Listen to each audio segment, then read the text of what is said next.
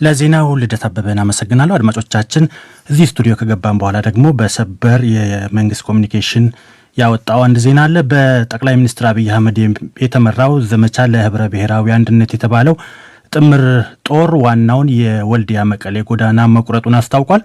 በጠቅላይ ሚኒስትሩ የሚመራው የጸጥታ ኃይሎች ጥምረት በአሸባሪ ባለው ቡድን ላይ በሰነዘረው ማጥቃት በምስራቅ ግንባር ስትራቴጂያዊ የሆኑትንና በዋዜማ ላይ መሆኑን የሚያሳዩትን ያለውን የዞብል ሰንሰለታማ ተራራዎችን ጨምሮ ከፍተኛ ወታደራዊ ጠቀሜታ ያላቸውን የአርጆ ፎኪሳና ቦረን ከተሞችን መቆጣጠሩን አስታውቋል። በተመሳሳይ ሁኔታም የጉራ ወርቂ አካባቢዎችን በመቆጣጠር የወልዲያ መቀሌ ዋናውን አውራ ጎዳና መቁረጡን አስታውቋል። ከዚህ በተጨማሪ የድሬ ሮቃና የሶዶማ ከፍተኛ ወታደራዊ ጠቀሜታ ያላቸውን ከተሞችና ተራሮች በመቆጣጠር ጥምሩ ጦር ወደ ሐራ ከተማ እየተጓዘ እንደሚገኝም ገልጿል።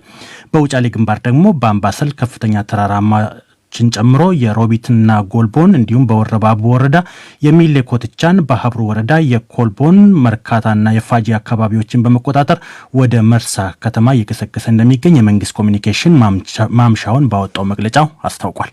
አድማጮች በቀጣይነት ደግሞ ለዝርዝር ወዳቆየናቸው ዘገባዎች ነው የምንሻገረው። በሰሜን ኢትዮጵያ ለወራት በቆየው ጦርነት ህወሓት ይዞ በቆየባቸው አካባቢዎች ያደረሳቸው ሰፊ የሰብአዊ መብት ጥሰት በገለልተኛ ዓለም አቀፍ ተቋማት እንዲጣራ መንግስት ጥሪ አቀረበ። የመንግስት ኮሚኒኬሽን አገልግሎት ሚኒስትር ዴኤታ ሰላማዊት ካሳ ዛሬ ለመገናኛ ብዙሃን በሰጡት መግለጫ እንዳሉት ዓለም አቀፉ የሰብአዊ መብት ተሟጋቹ ተቋም ሂውማን ራይትስ ዎች ህወሓት በንጹሃን ላይ ጭፍጨፋ መፈጸሙን ማሳወቁ አበረታች እርምጃ ነው ብለዋል። መንግስት በጦርነት ወቅት በንጹሃን ላይ ለተፈጸሙ ወንጀል ፍትህ ለማሰጠትና ተፈናቃዮችን መልሰው ለማቋቋም ብሎም ድጋፍ ለማድረግ በትኩረት እንደሚሰራ ገልጿል። ስዩም ጌቱ ከአዲስ አበባ ተጨማሪ ዘገባ አለው። የመንግስት ኮሚኒኬሽን አገልግሎት ሚኒስትር ዴኤታ ሰላማዊት ካሳ በዛሬው መግለጫቸው ዘመቻ ለህብረ ብሔራዊ አንድነት ባሉት የመንግስት ጥምር ጦር በተለያዩ የሰሜን ኢትዮጵያ ጦርነት አካባቢዎች በሚያደርገው ተጋድለው ድል እየቀናው ነው ብለዋል። የሽብር ቡድን ያሉት የህወሓት ኃይል በተለያዩ አካባቢዎች ተበታትነው እንደሚገኝም በማመልከት በመንግስት ኃይሎች ስር የተመለሱ አካባቢዎች ላይ የማጥራት እርምጃ እየተወሰደ መሆኑንም አክለዋል። እንግዲህ ዓለም አቀፍ ገለልተኛ ተቋማትና ለሰብአዊ መብት ቆመናል ብለው የሚናገሩት እነዚህ ድርጅቶች ከዚህ በፊት ጥቃቅን ጉዳዮችን በመያዝ ብዙ ጩኸቶችን ሲያሰሙ እንደነበረ ይታወቃል። አሁን የሽብር ቡድኑ ወሯቸው በነበሩት በአማራና አፋር ክልሎች ላይ የፈጸማቸውን እጅግ ለመስማት እንኳን ከባድ የሆኑና ንጹሃን ዜጎች ላይ የደረሱት እነዚህን ትልልቅ ከባድ የሰብአዊ መብት ጥሰቶች የጅምላ ጭፍጨፋዎችንም ጭምር ወደየአካባቢዎቹ በመምጣት ትክክለኛ ምልከታ እንዲያደርጉ እንዲሁም ለዓለም እውነቱን እንዲያሳዩ ለማድረግ መንግስት አስፈላጊውን ትብብር ሁሉ ያደርጋል። በዚሁ አጋጣሚም ጥሪውን ያቀርባል። ተቋማቱ ወደ እነዚህ ቦታዎች በመምጣት ዜጎችን በማናገር ምን እንደተፈጠረ ቦታው ላይ ከነበሩት ነዋሪዎች እንዲረዱ ለማድረግም ብዙ ጥረቶች እየተደረጉ ቆይተዋል። አሁን ላይ በጥቂቱም ቢሆን ዓለም እውነቱ እንዲረዳ ለማድረግ የሚያስችሉ የተለያዩ ጅምሮች እንዳሉ እየተመለከትን ነው። ከደረሰው ወንጀል አንጻር ብዙ ስራዎች መሰራት ይኖርባቸዋል። ዓለም አቀፉ የመብት ተሟጋች ድርጅት ሂውማን ራይትስ ዎች በትናንትናው መግለጫው በህወሓት ታጣቂዎች በጭናና ቆቦ 50 የሚደርሱ ሰዎች በጅምላ መግደላቸውን አስገንዝበዋል።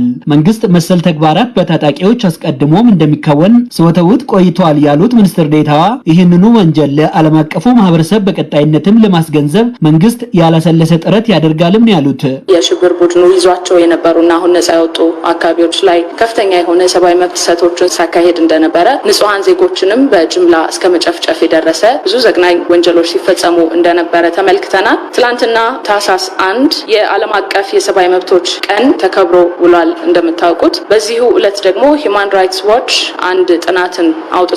በዚህ ጥናቱ ይፋ ያደረገው እንግዲህ ምልከታ እንደሚያሳየው በጭናና በቆቦ አካባቢዎች ላይ የሽብር ቡድኑ ታጣቂዎች ስለፈጸሟቸው የጅምላ ግድያዎች ይፋ ያደረገበትና ለዓለም እውነቱን የገለጸበት ነው። የጦርነቱ ሰለባ ለሆኑ ንጹሃን ዜጎች ፍትህ ለማሰጠትና ተፈናቃዮችን ወደ ነበሩበት ቀያቸው ለመመለስ ብሎም ድጋፍ ለማዳረስ መንግስት ትኩረት ሰጥቶ ይሰራል ያሉት የኮሚኒኬሽን አገልግሎት ሚኒስትር ዴኤታዋ ሰላማዊት ካሳ በፍትህ ሚኒስቴር፣ በሰላም ሚኒስቴር፣ በሴቶችና ማህበራዊ ጉዳዮች እንዲሁም በገንዘብ ሚኒስቴር የሚመሩ 4 ኮሚቴዎች ያሉት የሚኒስትሮች ግብረ ኃይል ተቋቁሞ ወደ ስራ መግባቱንም አክለዋል። ከዚህ በፊት የተባበሩት መንግስታት ድርጅት የሰብአዊ መብቶች ከፍተኛ ኮሚሽን እንደዚሁም ደግሞ የኢትዮጵያ የሰብአዊ መብት ኮሚሽን በጋራ ያደረጉት የሰብአዊ መብት ጥሰት ምርመራ ሪፖርት ይፋ መደረጉ የሚታወቅ ነው። በዛ ሪፖርት ላይ እንግዲህ የተለያዩ ግኝቶች ይፋ ተደርገዋል። በሪፖርቱ የተመላከቱ ምክረ ሀሳቦችም ተግባራዊ እንዲሆኑ ለማድረግ መንግስት ቁርጠኛ ውሳኔ ማሳለፉን ተከትሎ ይሄ የሚኒስትሮች ምክር ቤት ተቋቁሞ የተለያዩ ጥረቶችን እስካሁን ሲያደርግ ቆይቷል። የተፈጸሙት እንግዲህ የሰብአዊ መብት ጥሰቶችን አስመልክቶ በዋናነት የተሟላ የወንጀል ምርመራ ማድረግ ያስፈልጋል። ከዛ ባለፈ ደግሞ ያንን መሰረት አድርጎ አጥፊዎች ለህግ እንዲቀርቡ ትክክለኛ ፍትህ እንዲሰጥ ለማድረግም ተጎጂዎችን መልሶ ማቋቋም ያስፈልጋልና ይሄ የተደራጀው የሚኒስትሮች ግብረ ኃይል እንግዲህ የወንጀል ምርመራ የማካሄድና ክስ የመመስረት ተግባር ይኖራል። ተፈናቃዮችን የማየትም ሌላው ኃላፊነቱ ነው። የተፈጸሙ የጾታዊ ጥቃቶችን የማጣራት ከዛ ባለፈ ደግሞ የተፈናቀሉ ወገኖችንም ለማቋቋም እንዲያስችል የሀብት ማሰባሰብ ተግባርን በዚህ ውስጥ የተካተተ ነው። ባለፈው ሳምንት የሁለተኛ ደረጃ ትምህርት ቤቶች በመዘጋታቸው ተማሪዎች ውጤታማ የተባለ ማህበራዊ ኃላፊነት መወጣታቸውን የተገለጸው። በሌላ በኩል የኢትዮጵያ መንግስት በጦር ወንጀል አጥፊነት ክስ የሚያቀርብበት ህዝባዊ ወያኔ ሓርነት ትግራይ ህወሓት ድርጊቶቹ በገለልተኛ አካላት ይጣራ ሲል ተደጋጋሚ ምላሾችን ሲሰጥ ቆይቷል። ለዶይቼ ቬለ ዘገባ ስዩም ጌቱ ነኝ ከአዲስ አበባ።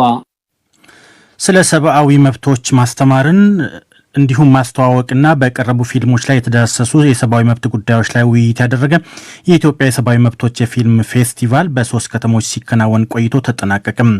በሐዋሳ፣ አዳማና አዲስ አበባ ከተሞች በተደረገው የፊልም ፌስቲቫል ላይ የሰብአዊ መብት ጉዳዮች ላይ ያጠነጠነ ጭብጥ ያላቸው ፊልሞች ለእይታ ቀርበዋል። አዘጋጁ የኢትዮጵያ ሰብአዊ መብቶች ኮሚሽን ኢትዮጵያ በጦርነት ውስጥ ሆና በርካቶች እየሞቱ ባሉበት፣ ሚሊዮኖች በተፈናቀሉበት፣ ከፍተኛ የህዝብ ንብረት እየወደመ ባለበት በዚህ ጊዜ የሰብአዊ መብት ጉዳዮች ላይ መሰል ዝግጅት በዚህ ጊዜ መቅረቡ አጠያያቂ ያለመሆኑን አስታውቋል። ዝግጅቱም በቀጣዩ በየዓመት እንደሚከናወንም ተገልጿል። ሰለሞን ሙጬ ከአዲስ አበባ ዝርዝር ዘገባውን ልኮልናል።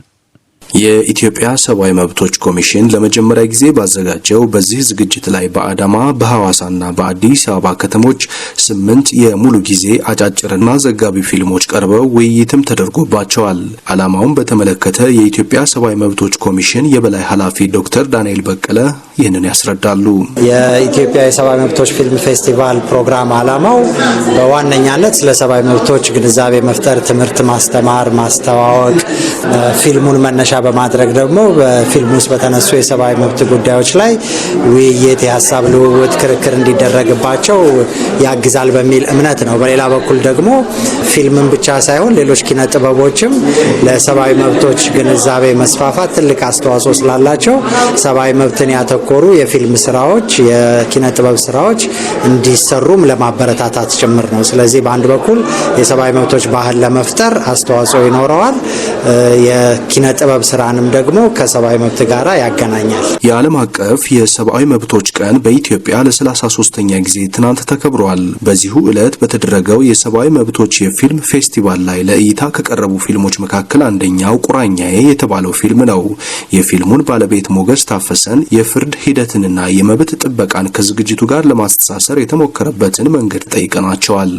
ቁራኛዬ ፊልም እንግዲህ ከስሙ ስንነሳ መቆራኘት ይባላሉ። በዳይና ተበዳይ በጥንቱ ዘመን ይቆራኛሉ። ተቆራኝተው ፍትህ ፍለጋ አብረው መሄድ የተለመደ ክስተት ነበር። እንግዲህ በዛ ውስጥ ብዙ ጥያቄ አለ። የፍትህ ጥያቄ አለ፣ እርስ በርስ የመከባበር ጥያቄ አለ። ስለ ፍትህ ያላቸው ግንዛቤ በዛ ዘመን በጣም ጥልቅ ነበር።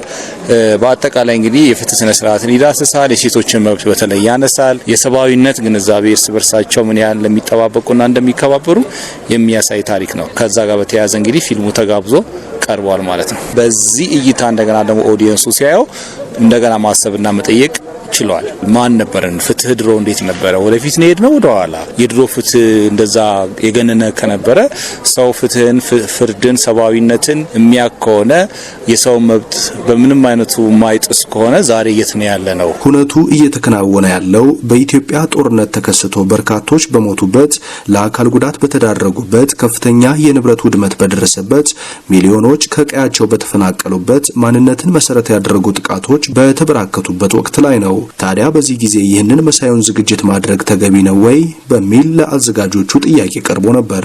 ዶክተር ዳንኤል በቀለም ለዚሁ ምላሽ ሰጥተዋል።